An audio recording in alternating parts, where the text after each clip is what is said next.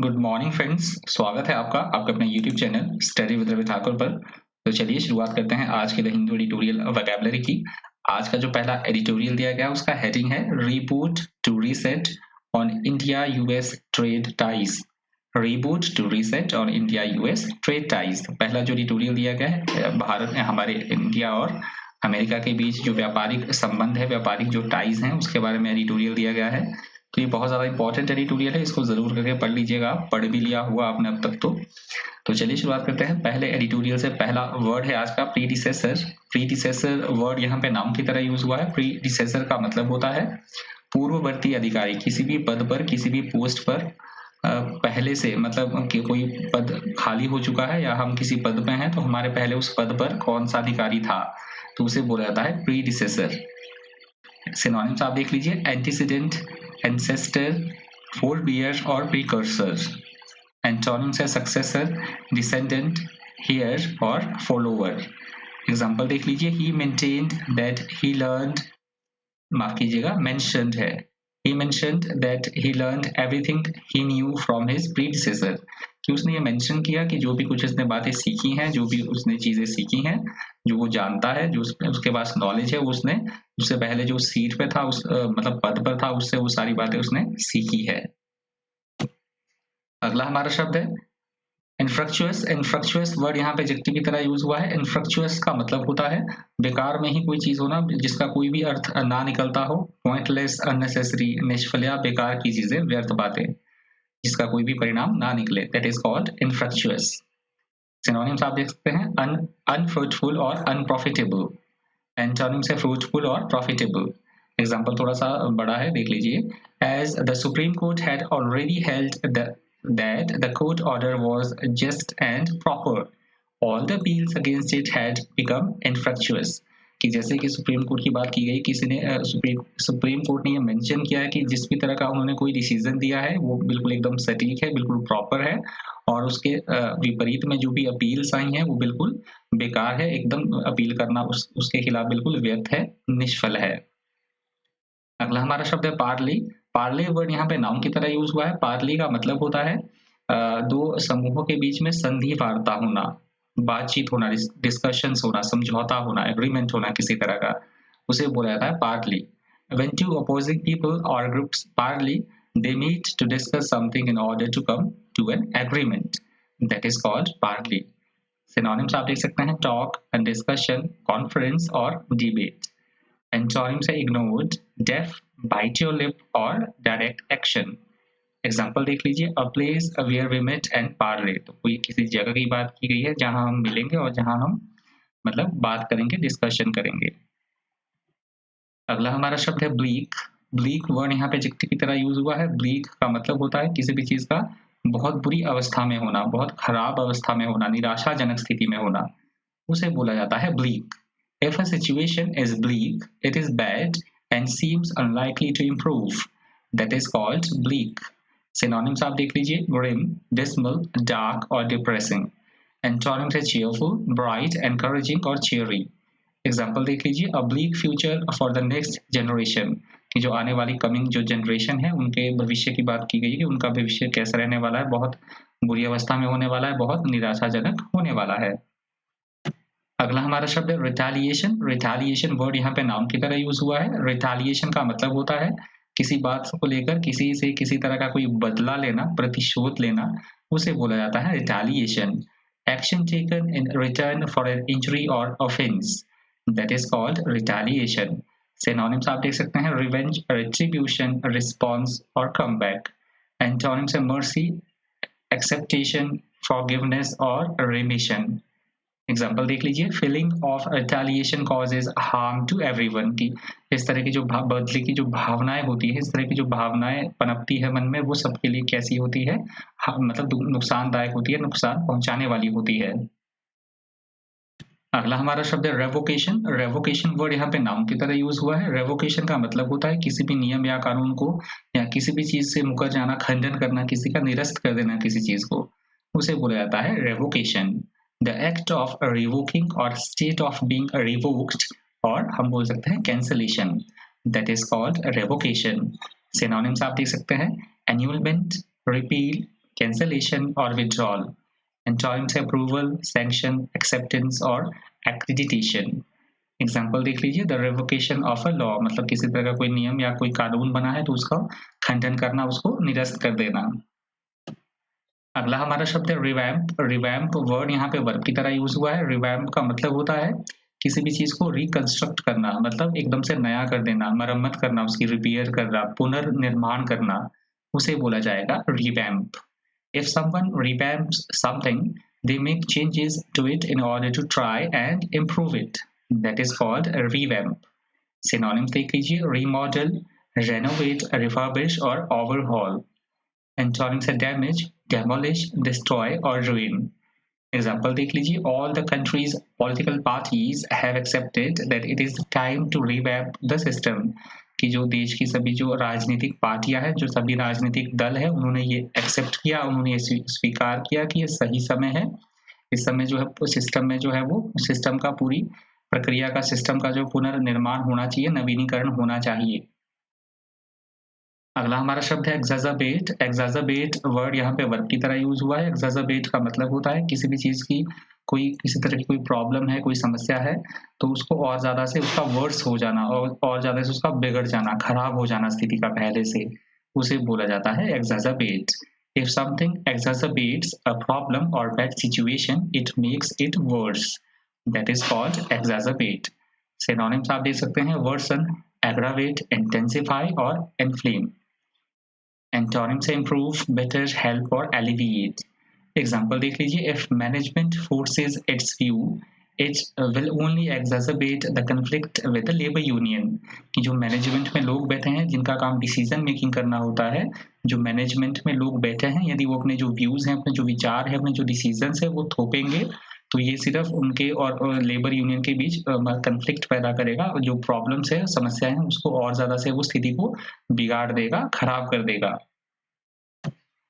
अगला हमारा शब्द है स्ट्रेनुअस। स्ट्रेनुअस वर्ड यहाँ पे एडजेक्टिव की तरह यूज हुआ है। स्ट्रेनुअस का मतलब होता है ऐसा कोई काम जिसे करने में बहुत ज्यादा हमें मेहनत करनी पड़े, जो एकदम से श्रम साध्य हो, कड़ी मेहनत करनी पड़े, जिस काम को करने में बहुत ज्यादा एनर्जी की जरूरत हो, जिसमें टिके रहने की बहुत ज्यादा मेहनत लगे, जिसमें ऐसे काम को बोला जाता है strenuous. A strenuous activity or action involves a lot of energy or effort. That is called strenuous. Synonyms आप देख सकते हैं, arduous, tough, difficult और laborious. Antonyms है effortless, easy, royal और painless. इसके antonyms हैं strenuous word के। Example आप देख सकते हैं, strenuous efforts had been made to improve conditions in the jail. कि हमें बहुत मेहनत करनी पड़ेगी जेल की जो स्थितियां हैं, कारागार की जो स्थितियां हैं, कंडीशन से उसको इम्प्रूव करने के लिए, उसको उसमें सुधार करने के लिए बहुत ज्यादा ये श्रम साध्य वाला काम है, बहुत ज्यादा मेहनत वाला काम है। अगला हमारा शब्द है एक्सोटेशन। एक्सोटेशन वर्ड यहाँ पे नाउन की तरह यूज हुआ है। एक्सोटेशन का मतलब होता है हम किसी को चाह रहे हैं, हम कुछ बोल रहे हैं और इस इंटेंट से हम बोल रहे हैं कि जो हम बोल रहे हैं वो अगले वाला सुन ले, उस बात को मान ले। किसी को काम करने के लिए मनवाना या उसको इनकरेज करना, प्रोत्साहित करना या किसी तरह का उपदेश देना, उसे बोला जाता है exhortation. A communication intended to urge or persuade the recipients to take some action, that is called exhortation.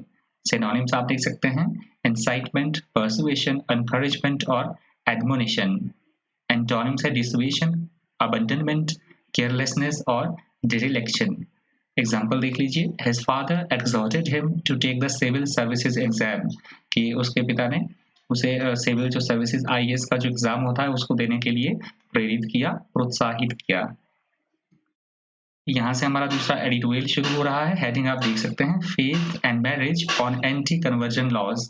तो ये जो एक धर्म से दूसरे धर्म में शादी होती है, तो इसके बारे में कुछ एक स्टेट्स ने भी कई कानून बनाए हैं, कई नियम फ्रेम किए हैं, कानून लॉज बनाए हैं। तो इसके रिगार्डिंग कही गई हैं बातें कि जैसे एक लड़का एक हिंदू है, लड़की मुस्लिम है, तो उनका जैसे धर्म परिवर्तन, शादी के बाद जो धर्म परिवर्तन कर दिया जाता है, तो इसके रिगार्डिंग बातें कही गई हैं। ये भी इंपॉर्टेंट एडिटोरियल है, इसको भी आप जरूर करके पढ़ लीजिएगा और शायद आप तक आपने पढ़ भी लिया होगा।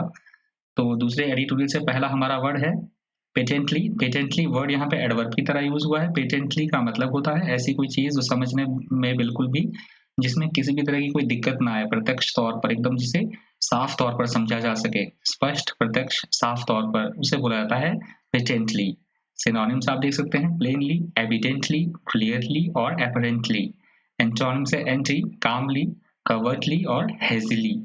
एंटोनिम्स है पेटेंटली वर्ड के। एग्जांपल आप देख सकते हैं a law that is patently ridiculous. कानून की बात की गई है जो साफ तौर पर कैसा है, रिडिकुलस है, बहुत ही खराब है कानून साफ तौर पर। अगला हमारा शब्द है कोर्शन। कोर्शन वर्ड यहाँ पे नाउन की तरह यूज हुआ है। कोर्शन का मतलब होता है किसी के साथ किसी तरह से जोर जबरदस्ती करना, मतलब जबरदस्ती से अपना काम निकलवाना बल प्रयोग करके, उसको बोला जाता है कोर्शन। या एक अन्य संदर्भ में हम इसे बोल सकते हैं बलात्कार या रेप की सेंस में भी ये वर्ड यूज होता है coercion. Coercion is the act और process of persuading someone forcefully to do something that they do not want to do, that is called coercion. Synonyms आप देख सकते हैं फोर्स, वॉयलेंस, कंस्ट्रेंट और कंपल्शन। एंटोनिम्स है democracy, liberty, autonomy और choice. Example आप देख सकते हैं he was a vital that the elections should be free of coercion और इंटिमिडेशन। इट वॉज वाइटल, माफ कीजिए हमने शायद ही बोल दिया, इट वॉज वाइटल कि बहुत जरूरी है कि जो हमारे इलेक्शंस होते हैं वो विदाउट मतलब बिना किसी जोर जबरदस्ती के साथ वो सबको अपने मत का फ्रीली वो यूज कर सके बिना किसी दबाव में आकर, ये बहुत ही जरूरी है। अगला हमारा शब्द है डिसीट। डिसीट वर्ड यहाँ पे नाउन की तरह यूज हुआ है। डिसीट का मतलब होता है किसी से छल करना, धोखा देना, किसी को झूठ बोलना किसी के साथ या फरेब करना, उसे बोला जाता है deceit. Deceit is behavior that is deliberately intended to make people believe something which is not true. That is called deceit. Synonyms आप देख लीजिए deception, fraud, cheating और trick. Antonyms है honesty, truth, openness और integrity. Antonyms है deceit word के। Example आप देख सकते हैं their marriage eventually broke up because she was tired of his lies and deceit. कि उनकी जो मैरिज थी, उनका जो रिश्ता था वो एकदम से टूट गया क्योंकि वो मतलब उस जो मेल था, फिर उनका जो पति था वो उनके झूठ से और मतलब धोखों से, छल से वो तंग आ चुकी थी, इसलिए उनका जो रिश्ता था, शादी थी, वो टूट गई। अगला हमारा शब्द है इम्पेंज। इम्पेंज वर्ड यहाँ पे वर्ब की तरह यूज हुआ है। इम्पेंज का मतलब होता है किसी बात का किसी दूसरी बात पर साफ तौर पर प्रत्यक्ष असर होना, मतलब इन्फ्लुएंस, अफेक्ट पड़ना किसी एक बात का किसी दूसरी बात पर साफ तौर पर असर देखा जाना, उसे बोला जाता है impinge. Something that impinges on you, affects you to some extent, that is called impinge. Synonyms आप देख सकते हैं इन्फ्रिंज, एनक्रोच, इंट्रूड और इन्वेड। एंटोनिम से डॉज, अवॉइड, एक्सटोल और कैलकुलेट। एग्जाम्पल आप देख सकते हैं I am not going to let my job impinge on my home life, कि मैं बिल्कुल भी नहीं चाहूँगा कि मेरी जो जहाँ मैं काम करता हूँ, जो मेरा प्रोफेशन है, उसे मैं अपनी जो मेरी घर की लाइफ, गृहस्थ जो मेरा जीवन है, उस पर किसी भी तरह का वो मेरी जॉब का जो है, मेरी नौकरी का जो है वो असर दिखे।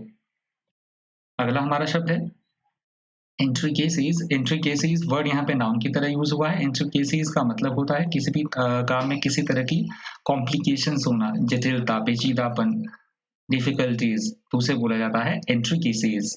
The complicated parts or details of something, that is called intricacies. Intricacies के synonyms देख लीजिए complexities, complications, difficulties और tangles. Antonyms है simplicity, certainty, clarity और conviction. Example आप देख सकते हैं It's difficult to understand all the intricacies of the situation. ये बहुत मतलब मुश्किल था मतलब समझना, जो सिचुएशन थी, स्थितियां थी, परिस्थितियां थी, उसमें जितनी बहुत ज्यादा जटिलता थी, उसमें बहुत ज्यादा पेचीदापन था, तो ये बहुत ज्यादा उसको थोड़ा सा स्थितियों को समझना थोड़ा सा काफी मुश्किल हो गया था। अगला हमारा शब्द है इन्फ्रिंजिंग। इन्फ्रिंजिंग वर्ड यहाँ पे वर्ब की तरह यूज हुआ है। इन्फ्रिंजिंग का मतलब होता है किसी भी चीज का उल्लंघन करना, या हम बोल सकते हैं अवज्ञा करना, नियमों या कानून को ना मानना, उसे बोला जाता है infringing. If someone infringes a law or a rule, they break it or do something that disobeys it. That is called infringing. Synonyms आप देख लीजिए violate, breach, contravene और break. Antonyms है complying, obey, agree और honoring. Example आप देख सकते हैं The material can be copied without infringing copyright. कि जो मटेरियल है, किसी तरह का कोई मटेरियल है तो उसको यूज किया जा सकता है, उसको कॉपी किया जा सकता है, परंतु बिना कॉपीराइट जो एक नियम होते हैं कॉपीराइट को बिना उल्लंघन किए हुए हम मटेरियल का जो है वो कॉपी कर सकते हैं, उसको यूज़ कर सकते हैं। मतलब कॉपीराइट का उल्लंघन नहीं करना होगा, तो हम इस तरह से ये कर सकते हैं। अगला हमारा शब्द है डिस्कंसर्टिंग। डिस्कंसर्टिंग वर्ड यहाँ पे वर्ब की तरह यूज़ हुआ है। डिस्कंसर्टिंग का मतलब होता है ऐसी कोई बात, ऐसी कोई स्थिति जो हमें हैरानी में डाल दे, हमें एकदम से परेशान कर दे, अपसेट कर दे, डिस्टर्ब कर दे, कन्फ्यूज़ कर दे, उसे बोला जाता है disconcerting. If you say that something is disconcerting, you mean that it makes you feel anxious, confused or embarrassed. That is called disconcerting. Synonyms आप देख सकते हैं upsetting, disturbing, confusing और unsettling. Antonyms है confronting, pleasing, affable और amusing. इसके antonyms है disconcerting word के. Example आप देख सकते हैं She was disconcerted when everyone stopped talking and looked at her. कि वो थोड़ी सी परेशान सी नजर आई जब सबने बात करना बंद कर दिया और एकदम से सब उसकी तरफ देखने लग गए। तो ये वर्ड आज के द हिंदू ट्यूटोरियल वोकैबुलरी का अंतिम शब्द था। तो इस वीडियो में इतना ही। इसी तरह के इन्फॉर्मेटिव वीडियोस के लिए बने ये चैनल पर। Thank you, thanks for watching.